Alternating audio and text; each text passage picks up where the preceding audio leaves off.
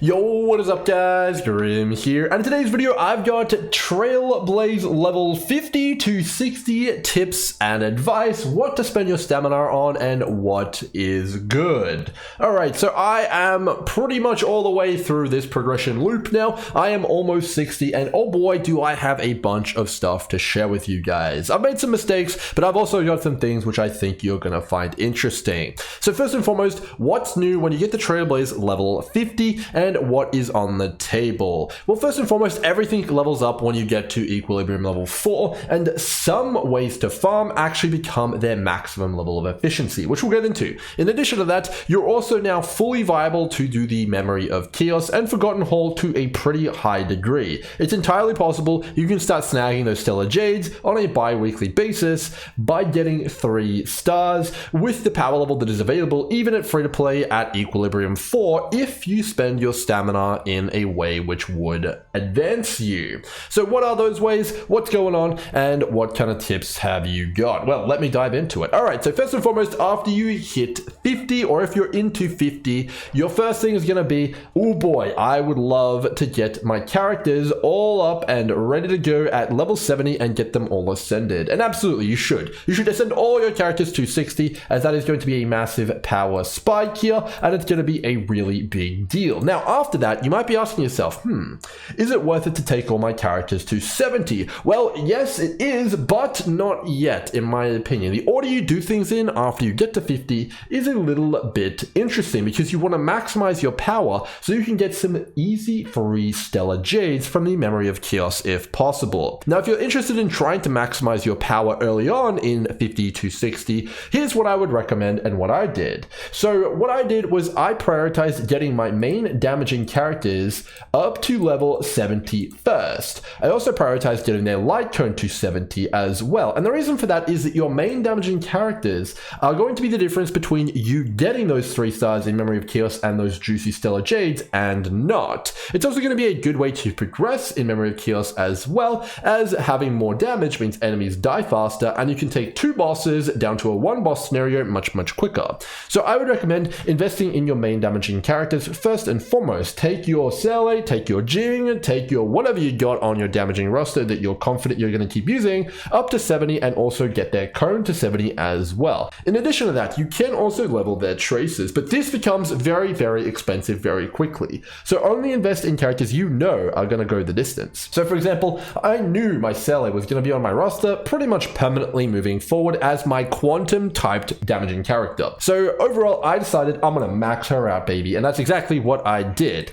Now, when you're looking to level up traces, what is safe, what is a waste of currency, and what should you do? So first and foremost, absolutely the things which you should prioritize are the flat amounts of stats that you can get all over the place here. So, attack, critical strike damage, more attack, everything you can get which is along these lines on your damaging characters is going to be a big deal. Get all the damage you can, unlock it all, really start to invest. Next up, you should try and look at the traces. So your traces are going to be level 6, but now at level 50 plus, you can take them to an effective level 8, but it is not cheap, as mentioned earlier. Getting them to 7 is palatable, but trying to get them to 8 is going to start costing a lot of stamina of material as well as credits. In addition to that, it'll also cost a weekly Echo of War material, which you'd probably want to spend pretty wisely, especially if you're not sure you're going to commit to that character for the long run. So you can see here that I've also prioritized some of my Sele's passives here. I've only taken up to max the skill as well as the ultimate using that very coveted weekly material here. And I've left the talent, which doesn't give too much benefit for leveling up, at level 7 here. And I think that that is definitely a pretty reasonable option. Just fixate on what gives your character the most damage and level that up to 8 and leave the rest at 7 or even 6 if you want to save even more materials for your main damaging characters, that is. So my Yangqing here, I left his passive at 7. It doesn't give you that much. It's good, but it's not that much. And I've not gotten the life note over here because, I could get it, but it's not as important as maybe some other things on some other characters and spending my stamina elsewhere. But I did get the ultimate and skill. On my Jing though, you can see it's interesting. I only got the talent because that is where most of his damage comes from. You can be sneaky and you can save a lot of materials. I probably could have left my Jing's skill and ultimate at level 6 in fact, and be just fine. So that's what I would recommend next. Damaging traces as well as the skill and passive traces and stuff like that. Level them up on the main damaging characters. It's going to give you a massive massive power spike in the Memory of Chaos, and hopefully allow you to get some free Stellar Jades, which you can choose to invest in saving for new characters, or right back into more stamina in the daily stamina refreshes. So the next thing to consider after you get those damaging characters leveled up is maybe some traces on some other characters, maybe like your healers and shielders. So another thing which I did, which I don't regret at all, is unlocking some flat stat traces on my healers and shielders, specifically on Bailu, Natasha, Japad, Fireman character, March, characters like this who are really going to be the backbone of your survivability. Giving them like 7-8% more life or shield or defense or anything like that is a big deal. And getting those traces is, in my opinion, going to be well worth the investment, because these characters, unless you have plans to bench them anytime soon, I think that they're a great investment. Now, even me, someone who has kind of gone the distance in Memory of Chaos, and I've got 27 out of 30 stars now, I'm still using my defensive units. I'm using 2 defensive units on every single team. And I think that they are a great investment, honestly, and gearing them up and leveling up their traces is good. However, I would stop at the flat stat increases for their traces. I would not invest all your precious stamina in their skills and talents and stuff like that. And the reason for that is that specifically with healers and shielders, they get the majority of their power in their early levels of traces. If you actually look on Japad, for example, his ultimate here, it actually doesn't increase by that much. So you can see here that it gets a measly 33% more flat shield for a whole entire level of traces, and it only gets 1% more defense. So that is not too impressive here. So what would I get? Like probably like 50 to 60, maybe 70 more shield. And my Japad already has a ton of defense. He's already giving me like a 1.6k shield. You know, that is not really going to be the difference between succeeding and failing. And that's going to be a lot of materials that I could have put elsewhere. So you definitely want to be looking into that, and you definitely want to be considering that. The flat amount ones are a big deal. Like, so getting like 7.5% defense, whew, oh yeah, that's a big deal. And also on characters like Bailu, you know, getting like 4% life, you know, 6% life over here, you know, 6% life over there. On Natasha as well, I need to get this life over here. That's going to be one of my next investments. It's a big deal, and it's going to give you a big advantage and a big edge in the Memory of Chaos, and maybe get you a bit of extra Stellar Jades. Now, characters I haven't invested in hardly at all in terms of traces are characters like Tinyun and Bronya. And the reason for that is that they really already have a lot of their power, and the amount of investment in them which would be required is probably not going to pay too much out in terms of the actual like kind of profit on your character's damage profile, as you might expect. So overall, I wouldn't necessarily recommend leveling the traces of like characters like Bronya or Tinyun or Pella or anything like that. I would prioritize on defense and the main damage and carry, and then I would move on to the next step, which is what I would recommend is farming relics. Okay, so relics are a big deal, and they're going to give you the majority of your stats and give you the edge you need to start getting those Stellar Jades in Memory of Chaos and progress. Specifically, relics which give you a lot of damage or a lot of defense. That's going to be a big deal, and getting them to like level 9, you know, and maybe the really good ones to level 12, maybe I'll do a video on that, is going to give you a lot of power. And I would recommend trying to farm some relics which you know are going to be safe, good investments, and things that you can use on every single character. Now, I've learned a valuable lesson here after getting and spending so much time from 50 to 60. I've learned which relics which feel really safe and which relics which maybe feel a little bit less safe to farm. So I want to quickly give you guys a bit of a tour of the current characters which I have leveled up, which are going to be, you know, Sailite. Notice here that she's using majority wild wheat. Tinyun is using wild wheat. Bilo is using wild wheat. You know, we got one shielder here. You know, it goes on and on and on. So most of my characters are going to be using wild wheat or the shielding set without pretty much any exception. I have Jing and I have lightning gear, and he's not even using it because the wild wheat gear that I farmed that is generic while I was farming for everybody is just better than the lightning gear because I didn't spend that much time in the lightning domain. Now, what is the advice here? What are you telling me, Grimro? Well, let me tell you exactly what's going on here. So when you come to this list and you're wondering what to farm, well, I would absolutely farm at least a couple good shielder sets. You know, your March, your Japads, your Trailblaze Fires, they're going to need this set. It is so insane. If you can get some decent relics of this, you know, purple or gold, you know, it doesn't have to be gold, you know, get it on there, get it juiced up, and get their defense up to a point where you're happy with, where they can take a hit or two as a tank. That's a big thing. Tanks and endgame, big deal. So you want some defense on them, and you want hopefully a 4-piece which would give them the shield. So that's priority number 1. After that's out of the way,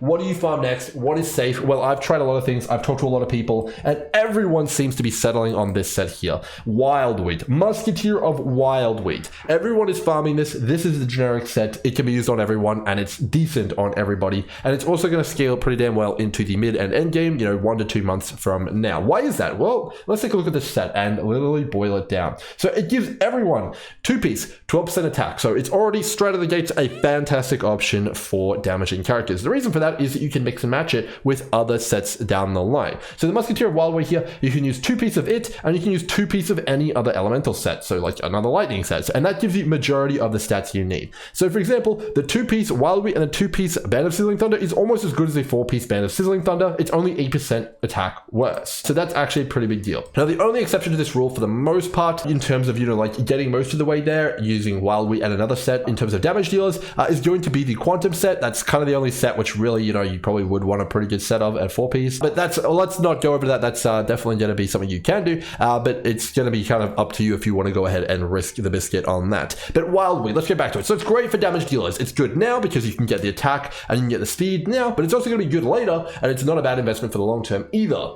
And you can mix and match it as you need, and you're going to get some pretty insane pieces for damage dealers. But that's not the reason why it's necessarily good. It is, but there's another reason as well. So damaging characters, they want attack, they want damage, and they might want speed if you're going for a speed breakpoint. But who wants speed? Absolutely every single morsel, every single tiny stat, every single point is all supports on your team. So the healers, the supports like Tingyun, Bronya, everyone like that, and even you could even put on the shielders if you got really bad shield set, but I would recommend the shielding set if you can get it. Everyone else basically that is not a damage dealer or a shielder wants the Musketeer of Wildweight because speed is king. So on your Nihility units, on your Harmony units, on your Abundance units, they all want Musketeer of Wildweight because the higher their speed, the more skill points they will generate for the rest of the team to do their stuff. And that is a massive deal when you're considering taunts, heals, debuffs, stripping off buffs off the enemy, buffs, you name it, it's there. Even your carry wants a ton of skill points. This is the set for supports, and it's going to be a pretty damn nice one. And of course, no matter what piece drops, let's say you drop an effect hit rate piece, no problem, that can go to your Nihility unit. Let's say you drop a crit rate chest piece, that can go to your damage dealer. So you drop an HP chest piece, well, that can go to your healer, or a healing output chest, you go to the healer. Let's say you drop literally any piece,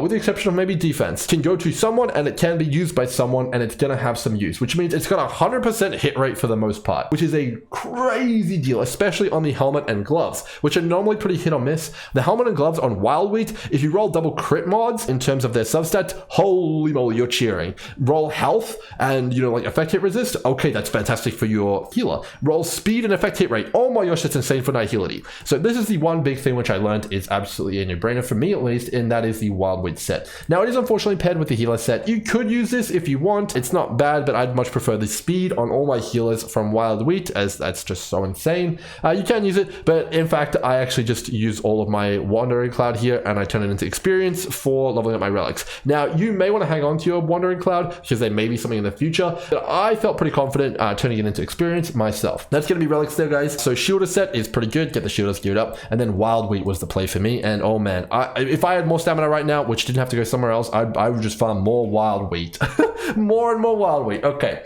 all right, so you've got your Wildweight on farm and that's going good. You're leveling it all up, you've got your carries leveled up, you got your traces all juiced up, you're doing well in Memory of Chaos, maybe you got some 3 stars on like stage 3 or 4 and 5, and you're starting to work into 6 and it's looking good, you're geared up, and you are starting to get into the 56, maybe 57 range, and you're starting to think about preparing for level 60, which is what I'm doing now. And man, I waited way too long to start preparing. I regret it. And what I want to share with you guys is what I wish I would have done. All right, so when you start approaching 60, there is a massive power spike that becomes available at 60, and it is reliant on you having all of your team which you find valuable at 70, level 70, and ready to be ascended.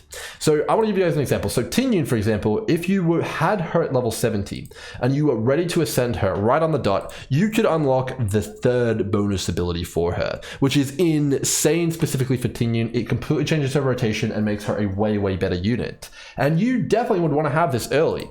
And there's other units that have this as well. So like Bailu has 10% damage reduction. That's a big deal in the endgame, man. Holy moly.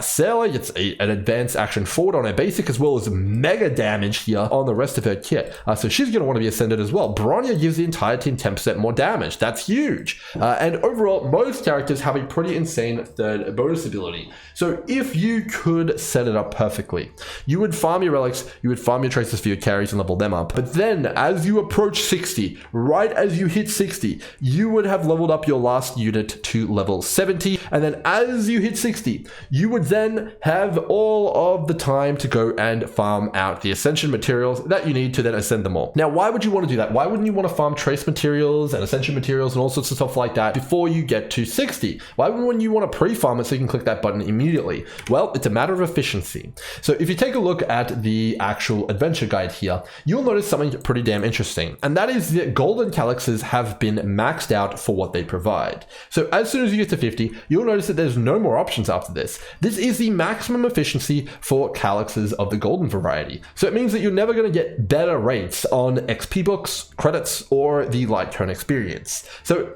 farming it now, right now at 50 is the same as farming it at 65, which means you're getting 100% efficiency from your stamina right now. Now, why is that not the case for everything else? Well, if you take a look, the reason it's not the case for everything else is because traces have a little bit to go. They actually get better at 60, which means you're not farming at the maximum efficiency right now. It can get better. And the same goes for ascension materials as well. So you'd rather get all of your farming to get all of your characters up to 70 and juiced up and ready to go, done pre-60, and then when you clock over, you're going to get the maximum efficiency rate on the ascension materials as well as traces, and then you can go farm all those, and you're going to save so much more stamina. Now, it's worth noting that 50 to 60 is the first time this happens, and this is the only time that you actually have a point at which something is maxed out and something else isn't maxed out, and you have the option to really super optimize. So if you're looking to farm something after you get done with your wild wheat and you've maxed out the memory of chaos for what you think you can expect at this Trailblaze level, the thing to farm is going to be credits, books, as well as light cone experience, and get all those things juiced up as much as you can. And then after you get to 60, that's when you go for the ascension materials, that's when you go for the traces and everything else. And then you can go on your merry way and ascend everybody and start to really get all the juice you're looking for. So hopefully you guys have learned something in this video and you found it helpful, or maybe you just got a little bit of insight on what you might want to do when you get to level 50. But if you did, make sure to chuck the channel a subscribe. It seriously helps me out. And if you like this video specifically, make sure to chuck it a thumbs up. And until next time, hope you guys have enjoyed. Cheers.